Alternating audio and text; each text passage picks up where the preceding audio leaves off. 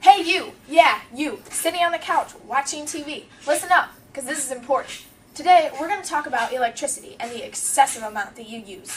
Watching TV, for example. This is an example of how much coal an average American house burns every day in electricity. Imagine 30 of these per month and even 365 per year. That's a lot of coal.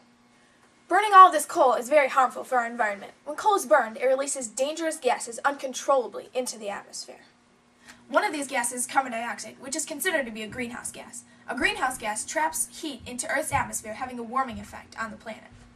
Now, normally, this greenhouse effect is good. It's the reason there's life on Earth. But, at the rate it's increasing because of human actions, that is bad. Now, too much warming of our planet can have catastrophic effects. There can be changing of ocean currents, melting of ice caps, and more violent storms. But, CO2 isn't our only problem. When coal is burned to produce our electricity, mercury is also emitted into the atmosphere.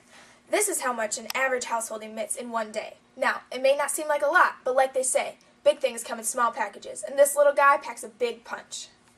When even trace amounts of mercury enter our ecosystem, they can have vast effects. When coal is burned in power plants, mercury is emitted into our atmosphere, and then they are consumed by bacteria, which is then consumed by a small fish, which is then consumed by a bigger fish, and so on, until it reaches a fish that we eat.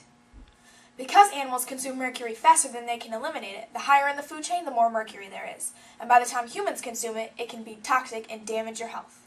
Exposure to high levels of mercury can permanently damage the brain, the kidneys, and a developing fetus. That's why pregnant women cannot eat fish or shellfish. Even short-term exposure can cause vomiting, diarrhea, increase in blood pressure. So basically, this is some pretty bad stuff. Carbon dioxide and mercury are just two examples of the bad things that come out of coal-burning power plants. Don't even get me started on the others. So, it's pretty obvious that using too much electricity is bad for you and bad for our environment. Now, what you're probably thinking is, okay, yeah, but what can I do about it? Well, I'll tell you. First of all, you can spend less time using things that require electricity. Turn off the dang TV and computer and go outside and enjoy some fresh air. You can also switch to appliances that are ENERGY STAR qualified. These appliances use less electricity and help to lessen greenhouse gas emissions. You can also seal up your house so that cool air doesn't escape in the summer. You can buy energy-efficient doors and windows, or invest in some caulk and seal up the drafts.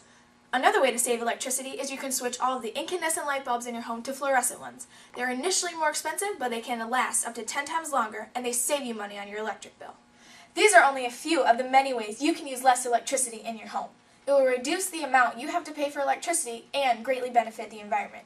Now that you know all the ways to use less electricity, get up and do it! After all, it's easy being green.